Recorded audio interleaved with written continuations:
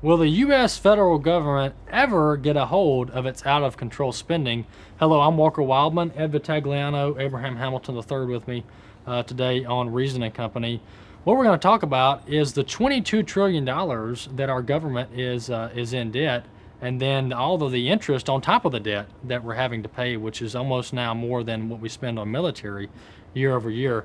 Abe, tell us a little bit about this and whether this is something that can be controlled or not.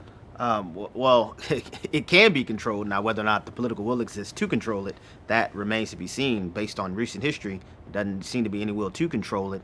And the number of $22 trillion being a national debt, that doesn't even include unfunded liabilities. When you start thinking about massive entitlement programs and things of that nature, that number skyrockets pretty strikingly. And so when you see things like our national deficit is now approaching $1 trillion for this year, up from $779 billion the previous year, for some reason, this is something that's not being discussed. And when you talk about national vulnerabilities, and we think about defense capabilities and other things, I think it would be naive of us not to consider the fact of our debt to be considered a national defense issue. Because China owns a certain portion of our debt, correct? Because China, one of our biggest rivals, owns a certain percentage of our debt. And as you mentioned before, we're at the place now where interest payments on the debt is approaching how much we spend nationally on our military. It's an issue that has to be confronted if we want to remain the national superpower God has allowed us to be to this point. Yeah, and to Abe's point, neither party's talking about this. This is not just a Democrat problem or a Republican problem. Both parties are responsible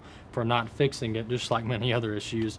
Ed, is there anything that can be done about this, or what is it going to take to wake our country up and our elected officials up to this problem? Well, my personal opinion is the only thing that's going to wake our country up is some sort of devastating financial collapse, because the only way to fix it is in Washington, D.C. Right. And to your point, neither party seems to care about it. I think this started with George W. Bush. He didn't care much about deficits. It used to be Republicans were the party of deficit hawks, and we need to balance the budget. You just don't hear that anymore, even under President Trump, certainly not under President Obama. So the ones who are in charge of that is Congress and the executive branch. And if nobody's talking about it, see, I think nobody wants to pay the political price for saying we got to cut back, because then everyone starts to squawk, well, don't cut back in our department. Right. And my personal belief is you can't break rules without eventually getting burned. And I think the United States is on the way to getting burned.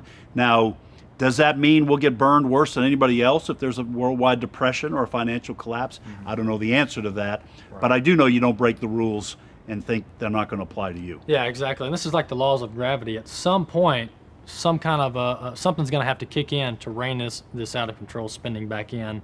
And Senator Rand Paul of Kentucky has introduced multiple times a balanced budget proposal over the course of 5 or 10 years that he could balance the budget by just cutting 2% of our spending in each federal department year over year, and over 10 years you balance the budget and don't add to your deficit. So thank you for joining Reason and Company, and we'll see you next time.